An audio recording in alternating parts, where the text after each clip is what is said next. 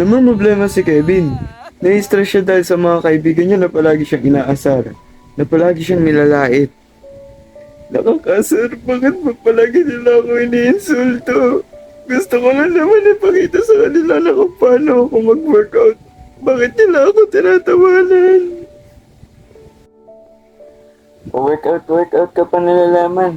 Nagsasayang ka lang ng oras at pagod mo para sa wala. Palibhasa, walang may gusto sa'yo kaya naghahanap ka ng atensyon. Dahil sa narinig ni Kevin sa mga kaibigan niya, inisip niya na wala na siyang pag-asa. Na hanggang dito na lang siya. Na isa siyang talunan at wala na kwentang nilalang sa mundo. Until nakita niya si Pedro! Pedro! Si Pedro ay isang mabuting kaibigan. Kung kailangan mo ng tulong, nandyan si Pedro para magbigay ng advice at i-push ka niya para mas lalo mo pang maabot ang potential mo sa buhay. Handa niyang sabihin ang totoo, kahit masakit, para lang sa ikaka-improve ng pagkatao mo. Ngunit hindi siya palaging ganito. Ang karakter na ipinapakita niya ay bunga ng magagandang pagkakaibigan na may kaparehas na adikaing mapaganda ang mundo tulad niya. Kumuha muna kayo ng 2 baso ng tubig para hindi kayo mauhaw sa panahon. So yun, what's up? Welcome nga pala sa channel ko tol. Ako si Colin and gusto ko lang makatulong sa mga kabataan na katulad ko at ibigay yung mga advice na natutunan ko nitong mga nakalipas na panahon. And yan, ito na tayo. Gusto ko kasi gusto ko ibigay sa inyo yung natutunan ko about sa kahalagaan ng pagkakaibigan. Ano nga ba talaga yun? Ano nga ba talaga? Para sa akin, yung ano nga ba talaga para sa akin yung masasabi mong tunay na kaibigan. So, yun. Ang una kong naisip kasi,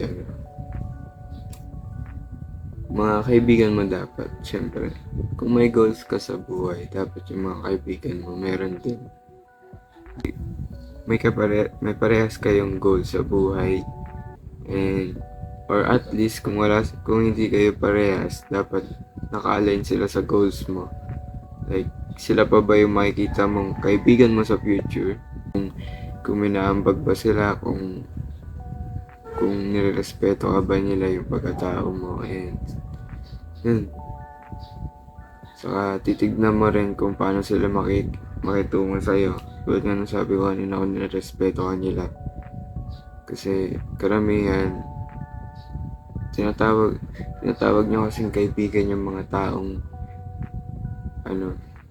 kailangan ng presensya niya para lang makataas sila para mapataas lang yung confidence nila kasi nga nilalait-lait ka nila, ginaganon-ganon ka lang nila, ginagawa kang katatawanan. Most of the time, dinidisrespect ka talaga nila at wala silang matinong naitutulong sa'yo, naipapayo sa'yo, or siguro ganito kang tao, so magbago ka kasi hindi tama yun. Lahat tayo may pangangailangan eh. So, yung dramatic eh.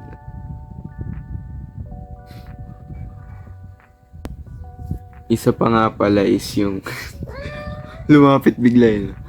Isa pa nga palang katangian ng kaibigan na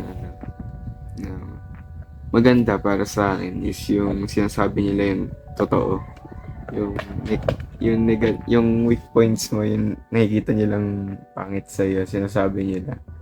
Kasi maganda yun. Kasi pwede mong gamitin yun para i-improve mo yung sarili mo. Pero dapat yung sasabihin nila may sense talaga at hindi lang para laitin ka or ano. So, yun. Magtulong kasi gusto lang nila na matulungan ka kaya nila sinasabi yung ano mo. Kaya niya sinasabi yung mga negative about sa'yo. Pero wag, pero wag niyo naman pero wag niyo naman sabihin na, ay nga, inaano na kayo.